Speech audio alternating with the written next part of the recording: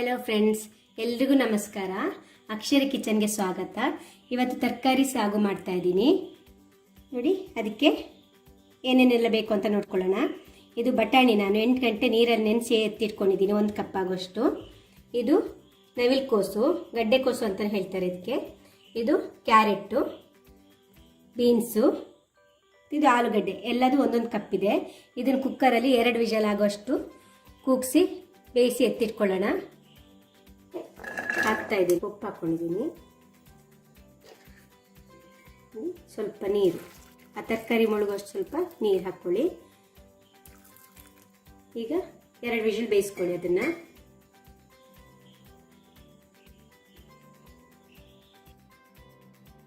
ನೋಡಿ, ಒಂದು ಅರ್ಧ ತೆಂಗಿನಕಾಯಿ ತಗೊಂಡಿದ್ದೀನಿ. ಇದನ್ನು ಸ್ವಲ್ಪ ತುರ್ಕೊಳ್ಳೋಣ. ಇಷ್ಟು ಬೇಡ, ಅರ್ಧ ತುರ್ಕೊಂಡ್ರೆ ಸಾಕು. ಇದನ್ನು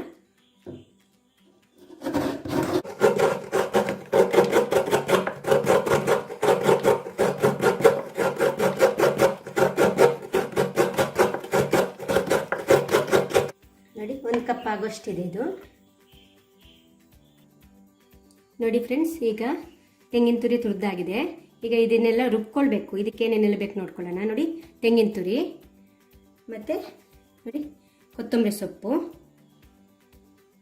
ಸಣ್ಣ ತುಂಡು ಶುಂಠಿ, ಚಕ್ಕೆ 2 ತುಂಡು, 4 ಲವಂಗ, ಒಂದು 10 ಎಸಳು ಬೆಳ್ಳುಳ್ಳಿ, ಒಂದು 5 ಹಸಿಮೆಣಸಿನಕಾಯಿ, ಸ್ವಲ್ಪ ಹುರಿಗಡಲೆ, 2 ಚಮಚದಷ್ಟಿದೆ ಇದು, ದೊಡ್ಡ ಚಮಚದಲ್ಲಿ, 1 ಈರುಳ್ಳಿ. ಇದನ್ನೆಲ್ಲ ಹಾಕಿ ಈಗ ರುಬ್ಕೊಳ್ಳೋಣ. ಸ್ವಲ್ಪ ನೀರು ಹಾಕಿ.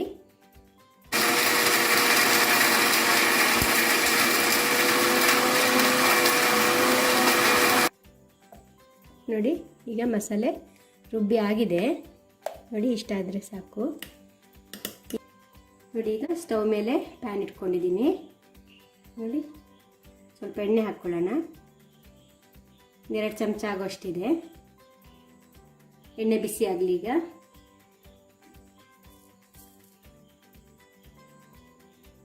ನೋಡಿ, ಎಣ್ಣೆ ಬಿಸಿ ಆಗಿದೆ. ನೋಡಿ, ಅರ್ಧ ಚಮಚ ಜೀರಿಗೆ,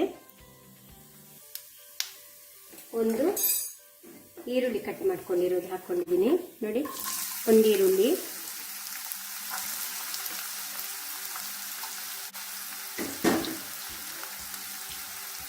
2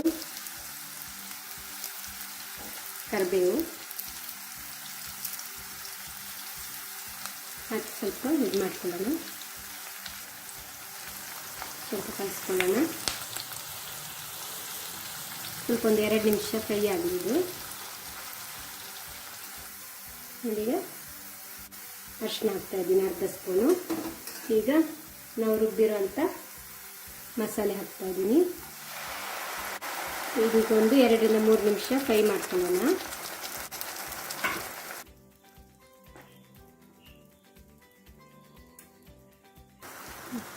ಸ್ವಲ್ಪ ಹಸಿ ವಾಸನೆ ಹೋಗುವಾಗ ಸ್ವಲ್ಪ ಫ್ರೈ ಮಾಡ್ಕೊಳ್ಳೋಣ ಇದನ್ನು.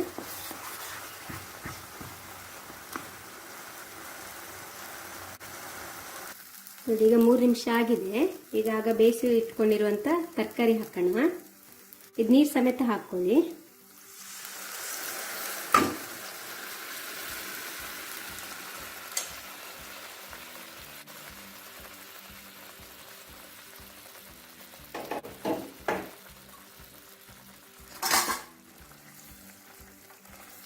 ಸಿಗುತ್ತೆ, ಸ್ವಲ್ಪ ಉಪ್ಪು ಹಾಕ್ಕೊಳ್ಳೋಣ.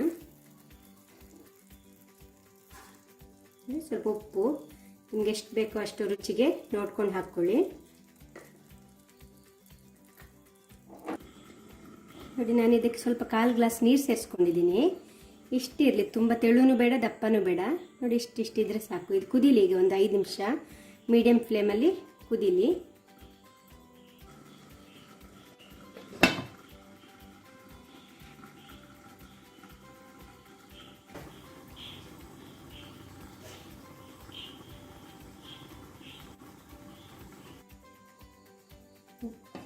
ನೋಡಿ, ಈಗ ಆಗಿದೆ.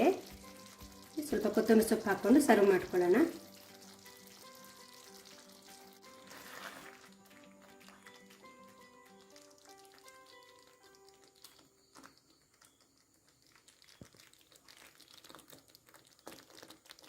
ತರಕಾರಿ ಸಾಗು ರೆಡಿಯಾಗಿದೆ. ಪೂರಿ ಜೊತೆ ತಿನ್ನೋದಕ್ಕೆ ಚೆನ್ನಾಗಿರುತ್ತೆ.